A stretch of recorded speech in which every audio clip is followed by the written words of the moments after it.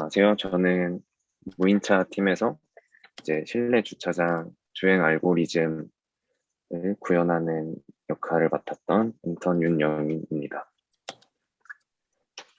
그래서 지금까지 진행했던 과정을 간략하게 소개를 먼저 하면 이제 과제를 수행하게 될 천호역 실내 주차장 환경을 모델링을 먼저 하였고, 그리고 전역 경로 정보가 주어졌을 때 장애물을 회피하면서 주행할 수 있는 펜타클 알고리즘을 CPP로 먼저 구현을 했습니다. 근데 이제 과제 수행에서는 내비게이션 정보, 즉 직진, 좌회전, 우회전 및 교차로까지의 정보가 주어지기 때문에 전역 경로가 주어지지 않고 전역 계획 정보만 주어지는 상황에서 사용할 수 있는 주행 알고리즘으로 캔디데이트 트레젝토리 알고리즘을 구현하였습니다.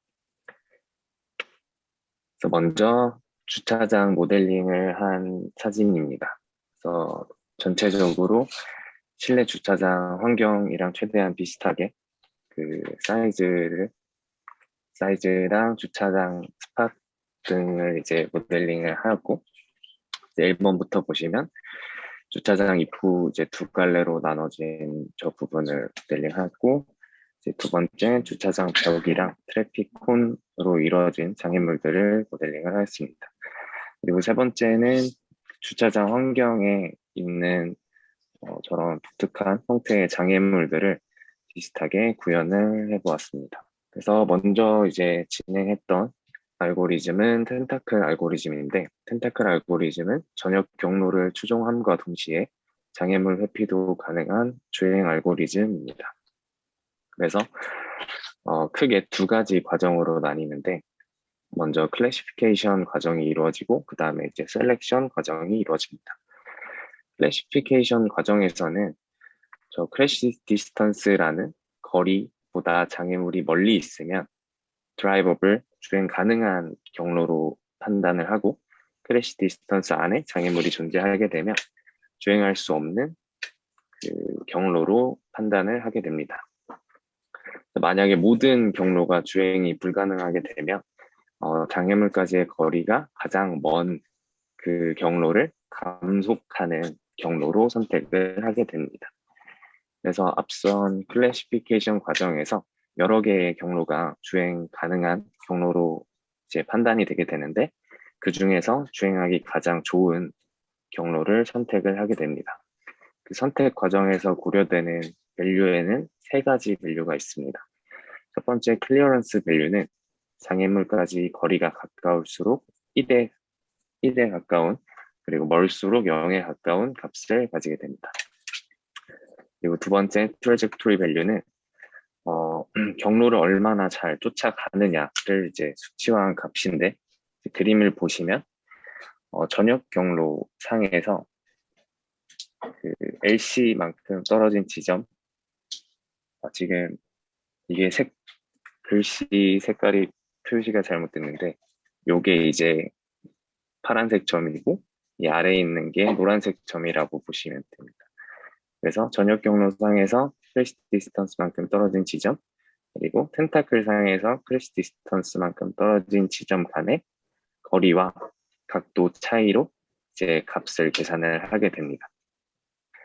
그리고 이제 마지막으로 플랫니스 밸류라는 게 있는데, 이 값은 이제 평평한 길을 우선적으로 선택을 하게 되는 값인데, 과제를 수행하는 환경이 평평한 실내 주차장이다 보니까 플랫니스 밸류는 고려하지 않고 알고리즘을 구현하였습니다. 그래서 이제 구현된 결과는 다음과 같고요. 이제 노란색이 텐타클 상에 아까 말씀드렸던 포인트, 파란색이 전역 경로상의 포인트가 돼서 노란색 점과 파란색 점 기준으로 이제 트래젝토리 밸류가 계산되게 됩니다. 그래서 이제 위에 있는 환경은 광교 야외 주차장 환경에서 펜타클 알고리즘을 실행한 결과고, 아래는 과제를 수행하게 될 실내 주차장 환경에서 알고리즘을 실행한 결과입니다.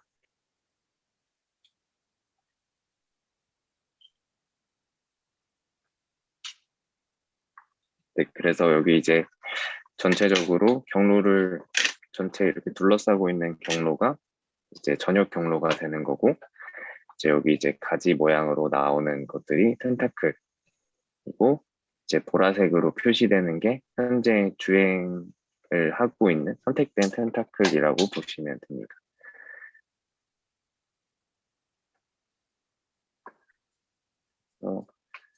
주차장을 한 바퀴 도는 경로를 미리 사전에 구성을 해서 장애물을 회피하면서 차량이 진행하는 모습을 확인을 할 수 있습니다.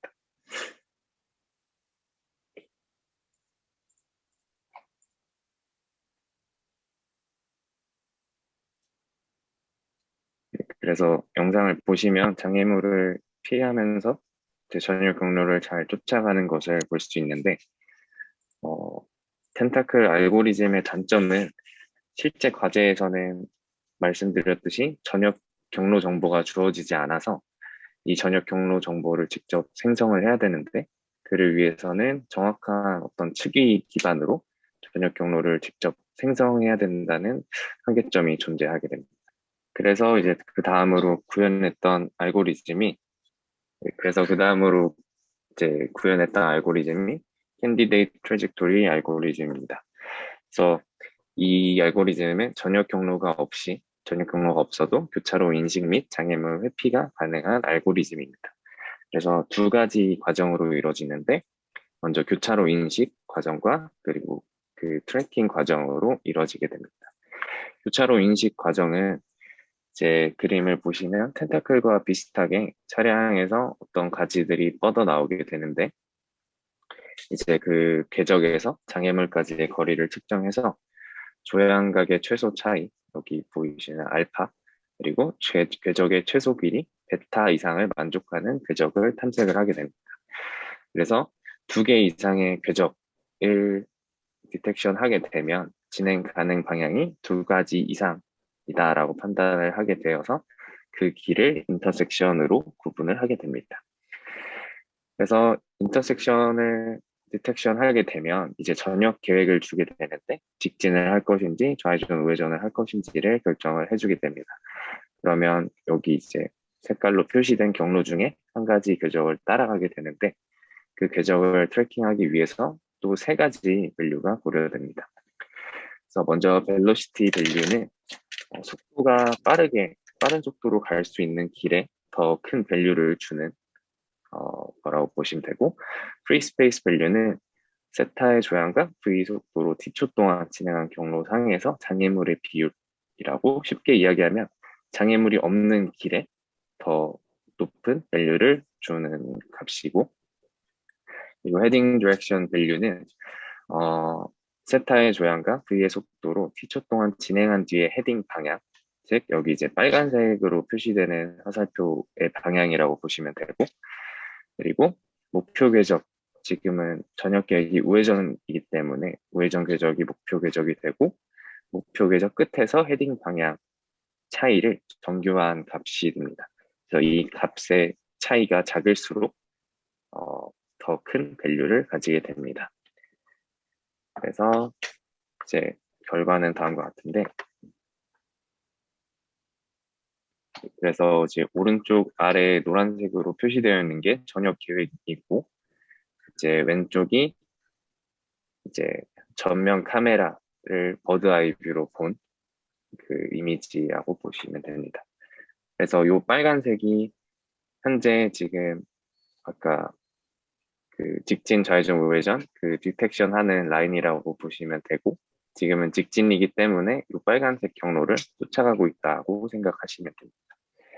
그리고 차량 옆에 나오는 이 보라색깔 가지는 현재 이제 스티어링을 어느 방향으로 하고 있는지를 보여주는 거라고 보시면 됩니다.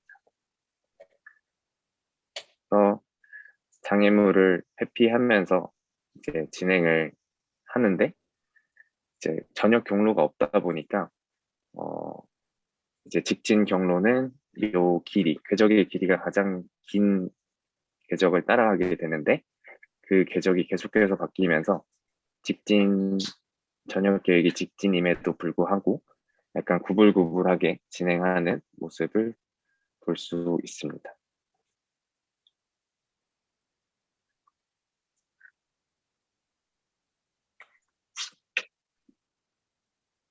네, 그래서 이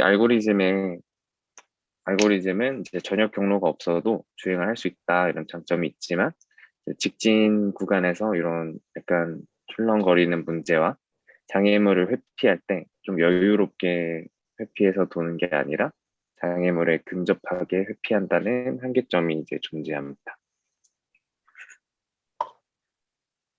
네, 그래서 여기까지가 이제 진행했던 부분이고 이제 앞으로의 과제라고 하면 이제 텐타클 캔디데이트 트래젝토리 알고리즘을 실제 차량에서 실험을 진행을 하면 좋을 것 같고, 그리고 이 두 가지 알고리즘의 장점을 조합한 새로운 알고리즘을 어, 구상을 해보고 있습니다.